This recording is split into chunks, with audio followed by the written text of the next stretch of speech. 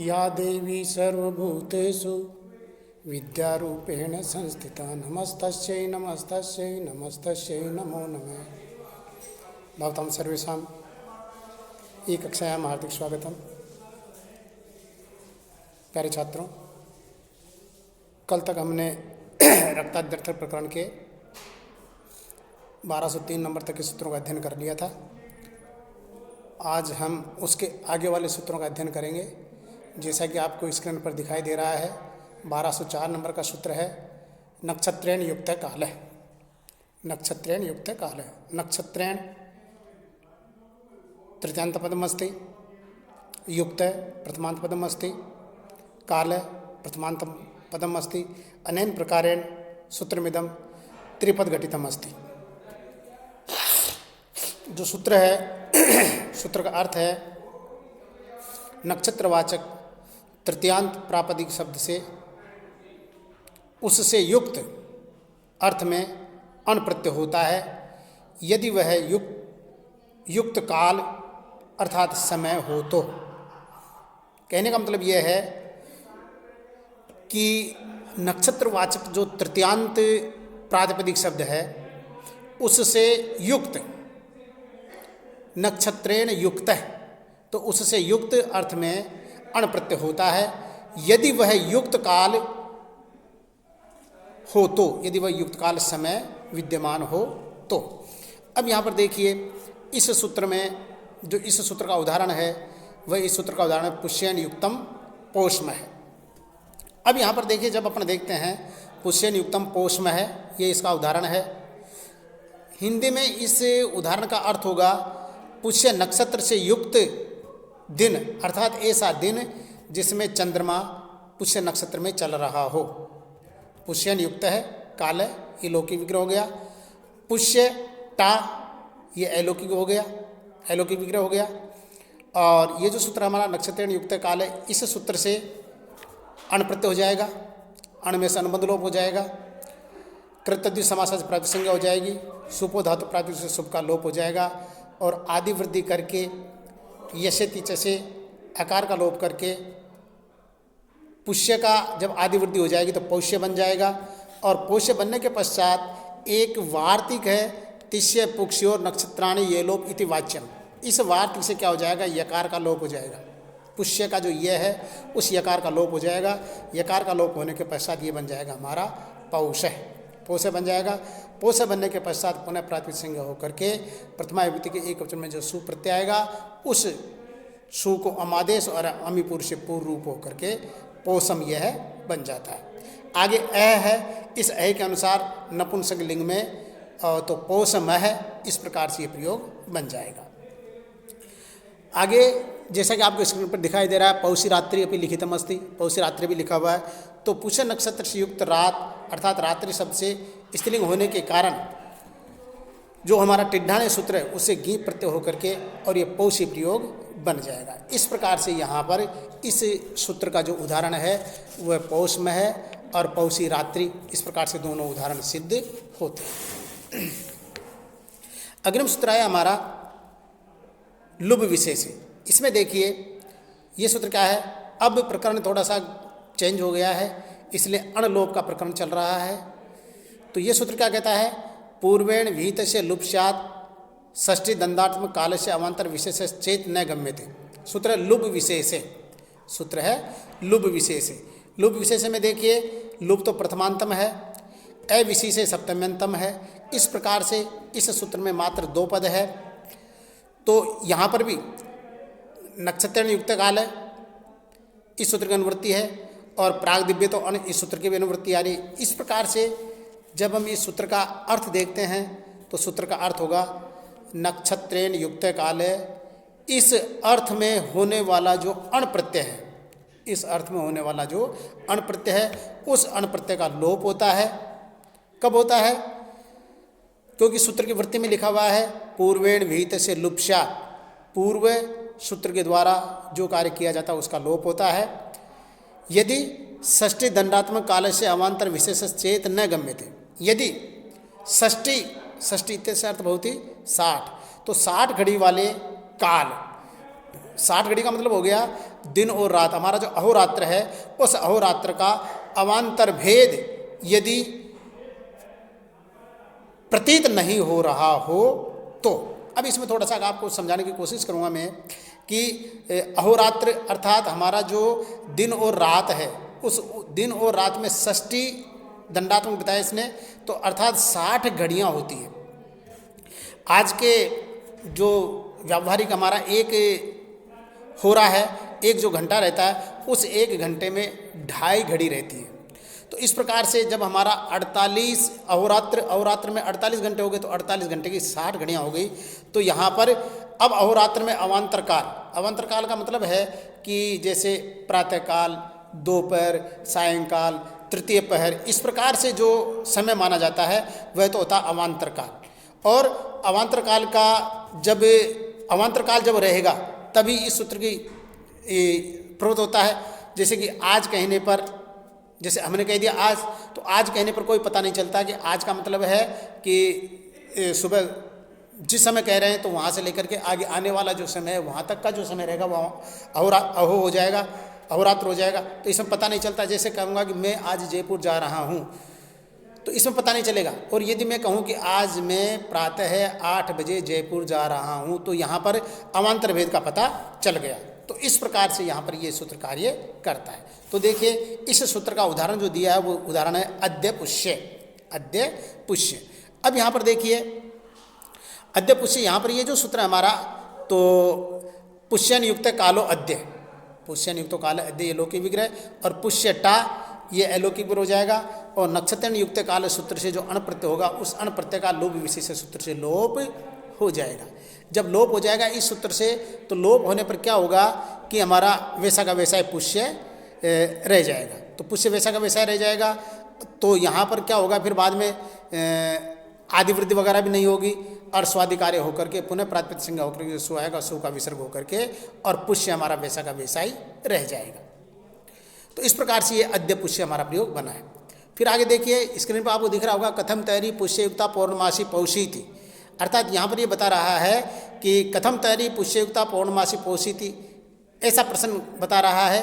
तो सामान्य काल में नक्षत्र युक्त होने पर यहाँ पर जो प्रत्यय है उस प्रत्यय का लोप होता है, लेकिन यहाँ पोषी शब्द का प्रयोग कैसे हुआ है, तो यहाँ पर इस प्रकार से बताया गया है क्योंकि पौर्णमासी जो है वो 24 जो घंटे हैं, उस 24 घंटे में जो समय है उस समय का अवान्तर भेद नहीं है।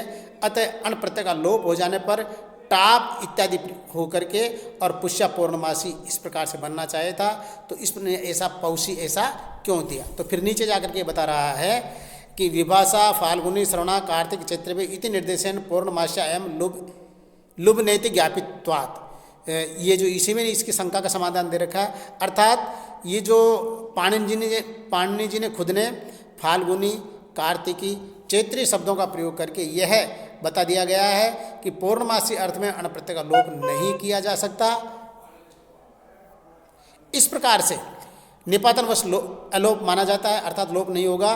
तो पाणिनि जी का व्यवहार ही निपातन है। अतः पुष्ययुक्ता पौर्णमासी पोषी को ही हमें सम्यक मान लेना चाहिए। इस प्रकार से देखिए अग्रिम सूत्र आता है हमारा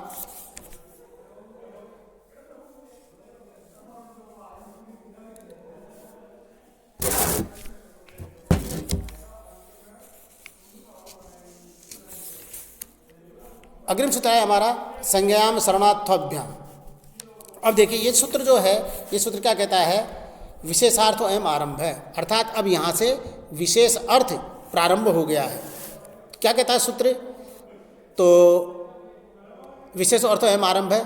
श्रवणा रात्रि अश्वत्थो मुहूर्त संज्ञायाम किम श्रावणी आस्वत्ति। देखिए सूत्र का अर्थ देखते हैं अपन। संज्ञायाम श्रवण अश्वत्थाभ्याम, अर्थात सूत्र का अर्थ है तृतीया समर्थ जो नक्षत्रवाची श्रवण शब्द है और अश्वत्थ शब्द है, इनसे युक्त है काल है। इस अर्थ में जो अण प्रत्यय होता है उस अण प्रत्यय का संज्ञा के विषय में या संज्ञा के विषय में सर्वत्र इत्यस्य अर्थ भवति सर्वस्मिन् स्थाने, सभी स्थानों पर, चाहे विशेष हो चाहे अविशेष हो, विशेष हो चाहे अविशेष हो, वहाँ पर इसका लोप हो जाता है। तो यहाँ पर उदाहरण दिया इसने श्रवणारात्रि। तो श्रवणारात्रि में देखिए, श्रवणारात्रि अर्थात श्रवण नक्षत्र से युक्त जो चंद्रमा वाली रात्रि है वह कहलाएगी श्रवणारात्रि। तो यहाँ पर श्रवणेन युक्ता रात्रि लोके विग्रह और श्रवणटा इति अलोके विग्रह, कृत तद्धित समास से प्राप्त संज्ञा। और ये जो सूत्र हमारा नक्षत्र युक्त काल है, इस सूत्र से अणप्रत्यय होने पर उस अणप्रत्यय का संज्ञायाम श्रवणात्वाभ्याम इस सूत्र से लोप हो जाता है, तो श्रवण ही बनता है, श्रवण ही बन जाता है। लोप हो गया तो श्रवण रहेगा। श्रवण बनने के पश्चात वो कृतद्धित समास प्राप्त संज्ञा सुपोधातु से शुभ का लोप होकर के और स्त्रीत्व विवक्षा में टाप प्रत्यय होकर के और श्रवणा सिद्ध हो जाता है। इस प्रकार से ये प्रयोग बनता है हमारा श्रवणा। दूसरा प्रयोग दिया इसने अश्वत्थो मुहूर्त। अश्वत्थो मुहूर्त, अश्वत्थ नक्षत्र से युक्त मुहूर्त, अर्थात ऐसा मुहूर्त जिसमें अश्विनी नक्षत्र से युक्त हो। तो यहाँ पर भी अश्वत्थेन युक्तो मुहूर्त लोकी विग्रह, अश्वत्था अश्वत्थ प्लस टा इति अलोकी विग्रह और नक्षत्र युक्त काल सूत्र के द्वारा अणप्रत्यय, उस अणप्रत्यय का संज्ञायाम सर्वणार्थाभ्याम, ये जो सूत्र है इस सूत्र से उसका लोप हो जाएगा और ये बन जाएगा हमारा वैसा का वैसा अश्वत्थ ही रह जाएगा। उसके पश्चात कृतद्धित समास से प्राप्त संज्ञा सुपोधातु से सुप का लोप होकर के और पुनः प्राप्त संज्ञा होकर के सु आएगा, उस सु का विसर्ग होकर के अश्वत्थ। इस प्रकार से ये प्रयोग बना है। यहाँ पर पुनः एक और बता रखा है, थोड़ा प्रति उदाहरण भी इसमें दे रखा है, संज्ञायाम किम, संज्ञायाम किम। तो इसमें बता रहा है कि संज्ञा ऐसा क्यों ग्रहण किया। यदि तो यहाँ पर देखिए इसने बताया है कि इस सूत्र में संज्ञायाम पद का ग्रहण करने के कारण संज्ञा अर्थ में अण प्रत्यय का लोप होगा, असंज्ञा में नहीं होगा। अतः संज्ञार्थ जो श्रावणी और आसुति था उसमें अण प्रत्यय का लोप नहीं हुआ, फलतः अनंत होकर के, फलतः अनंत होकर के और स्त्री विवक्षा में टिड्ढाणे से गीप होकर के और वहाँ पर श्रावणी और आस्वत्थी, इस प्रकार का ऐसा रूप बनता है। प्यारे छात्रों, अग्निम सूत्र आया हमारा द्वंद्वाच्छ। इसमें देखिए नक्षत्र द्वंद्वात युक्ते काले छः स्यात् विशेषे सत्य सती च। क्या कह रहा है सूत्र, नक्षत्रवाची शब्दों में द्वंद्वात युक्ते द्वंद्व समास हो तो, नक्षत्रवाची शब्दों में यदि द्वंद्व समास हो तो उससे नक्षत्र से युक्त काल इस अर्थ में छह प्रत्यय होता है। विशेष सती असती च, विशेष होने पर या विशेष नहीं होने पर, तो वहाँ पर जो छह प्रत्यय है वह छह प्रत्यय होता है। अब देखिए उदाहरण क्या दिया है इसने, उदाहरण दिया है तिष्य पुनर्वशीय मह, तिष्य पुनर्वशवीय मह। इसमें देखिए अर्थात तिष्य और पुनर्वसु नक्षत्रों से युक्त दिन, तो एक जो दिन होता है प्यारे छात्रों वह एक दिन के अंदर दो दो नक्षत्र भी आ जाते हैं। तो तिष्यश्च पुनर्वसुश्च ये लोकी विग्रह, तिष्यश्च पुनर्वसुश्च ये लोकी विग्रह और तिष्यसु और पुनर्वसुसु ऐसा अलोकी विग्रह। चार्थ द्वंद्व सूत्र से समास, कृतद्धित समास से प्राप्त संज्ञा, सुपो धातु से शुभ का लोप और शुभ का लोप होकर के और तिष्य पुनर्वसु, तिष्य पुनर्वसु ऐसा प्रयोग बन जाता है। इस प्रकार से तिष्य पुनर्वसु बनने के पश्चात ये जो हमारा सूत्र है तिष्य पुनर्वसुभ्याम युक्त है, इस से इस अर्थ में तिष्य पुनर्वसुभ्याम युक्त है काले, इस अर्थ में तो यहाँ पर हमारा जो सूत्र है द्वंद्वाच्छ, ये तो ऐसा हो जाएगा तिष्य पुनर्वसुभ्याम युक्त है ये लोकी विग्रह और तिष्य पुनर्वसुभ्याम इस अलोकी विग्रह से अलोकी विग्रह हो जाएगा। तो हमारा द्वंद्वाच्छ जो सूत्र है उससे छह प्रत्यय हो जाएगा और आय ने ई नीय फटकच का व्याम सूत्र से छह के स्थान पर ये आदेश हो जाएगा। ये आदेश होने के पश्चात कृतद्धित समास से प्राप्त संज्ञा सुपो धातु से शुभ का लोप होकर के तिष्य पुनर्वसु ई है, स्थिति क्या बन जाएगी, तिष्य और पुनर्वसु तो हमारा नक्षत्र है ही और आगे छह आया था, छह को ई आदेश हो गया तो तिष्य पुनर्वसु ई है।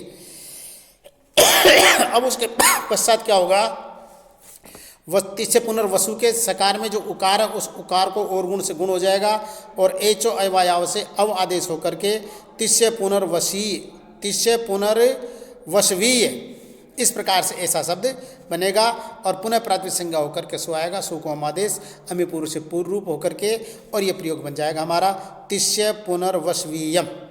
इस प्रकार से ये जो आपको हमारे स्क्रीन पे दिख रहा है तिस्य पुनर्वशवीयम, अह यानी अह दिन होता है नपुंसकलिंग के अंदर। अब देखिए आगे पुनः इसी का एक दूसरा उदाहरण और देखा, राधानुराधिया रात्रि। यहाँ पर देखिए ये क्या बता रहा है, राधा च अनुराधा च, क्योंकि द्वंद्व समास है तो राधा च अनुराधा च लोकी विग्रह, राधासु अनुराधासु इति अलोकी विग्रह में समास होकर के कृतद्वय समास से प्राप्त संज्ञा सुपो से सुप का लोप होकर के और राधानुराधा प्रयोग बन जाता है। उसके पश्चात तिस्य पुनर्वसुभ्याम युक्ता रात्रि, इस अर्थ में राधानुराधा और भ्याम इस अलोकी विग्रह में कृतद्वय समास से प्राप्त संज्ञा सुपो से सुप का लोप होकर के और द्वंद्वाच सूत्र से छह प्रत्यय, उस छह को ये आदेश और ये आदेश के पश्चात राधानुराधिये और उसके पश्चात क्या होगा, यहाँ पर राधानुराधिये बन गया। लेकिन यहाँ पर रात्रि का विशेषण होने के कारण स्त्रीत्व विवक्षायाम टाप प्रत्यय आ जाएगा, टाप में सनुबंध लोप, स्त्रीत्व अजादेश टाप से टाप में सनुबंध लोप होकर के आ सवर्ण दीर्घ वगैरह होकर के और पुनः प्रातिसंग होकर सु आएगा, सु का लोप होकर के राधानुराधिया, इस प्रकार से ऐसा प्रयोग बन जाता है। यहाँ पर प्रागदिव्यते अर्थ का जो तीसरा अर्थक्रम है नक्षत्र युक्त काल का प्रकरण समाप्त हो जाता है। कल हम आगे जो सूत्र है उस सूत्र का प्रकरण शुरू करेंगे। आज तक यहाँ तक ही पर्याप्त है। नमो नमः, धन्यवाद है।